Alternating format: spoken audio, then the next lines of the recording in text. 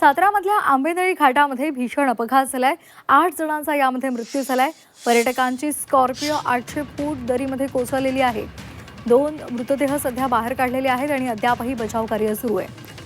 तर रायगडच्या आंबेनळी घाटामध्ये रविवारी रात्री भीषण अपघात झाला। आंबेनळी घाटामध्ये एका स्कॉर्पिओ गाडी ही जवळपास 800 फूट खोल दरीमध्ये कोसळली आणि या दुर्घटनेमध्ये 8 जणांचा जागीच मृत्यू झाला। महाबळेश्वर ते सोलापूर दरम्यानच्या मार्गातील आंबेनळी घाटाच्या परिसरामध्ये ही दुर्घटना घडलेली आहे।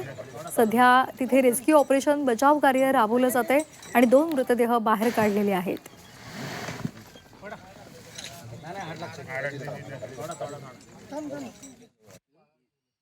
गाडी साधारण 1000 फीट खोल दरीमध्ये गेलेली आहे।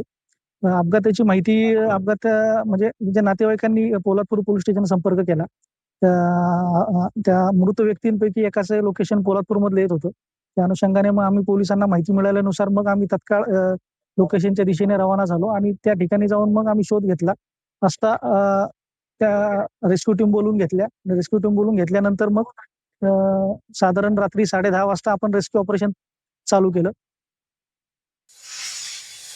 3 डेट आम्हाला लोकेट झालेल्या आहेत। त्या खालच्या बाजूला एकदम खोल दरीमध्ये असल्या कारणाने आम्ही दाभिल गावातून दुसऱ्या 2 टीम पाठवून तिकडून खालून देखील काम चालवलं आहे।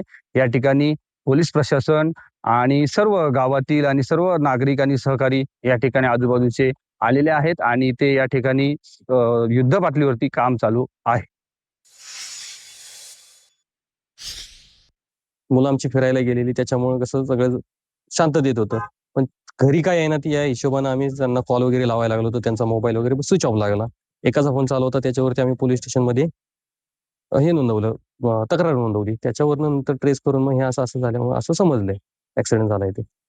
हा, किती मुलं होती? 8 जण आहेत। आमच्या गावातली 5 जण आहेत आणि त्यांचे बाहेरचे 3 जण मित्र आहेत। म्हणजे टोटल 8 जण गेलेले फिरायला हरण्या बंदरला। रिटर्न येताना हा ऍक्सिडेंट झालेला आहे। वय किती, काय करतात? वय ही सगळी 25च्या आतमध्ये आहेत आणि फक्त ड्रायव्हर त्यांचा एक 35 वर्षाचा आहे मिनिमम। पण त्यांच्या नातेवाईकांशी संपर्क केलेला आहे, त्यांना इथं आलेले आहेत ते, त्यांची व्यवस्था हे आपण करतोय, त्यांचं सांत्वन करतोय। कठीण प्रसंग आहे, पण सामोरं जावं लागेल त्याला।